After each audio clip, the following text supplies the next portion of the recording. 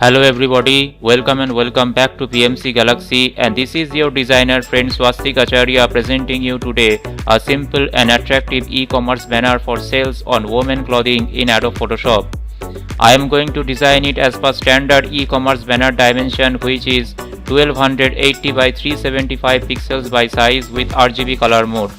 I am designing it as per one of my followers' request, but the main purpose for this tutorial is if you have to design and deliver an e-commerce banner very fast to your client, then how you can design it so professional and eye-catching through some basic steps in Photoshop within a very short time.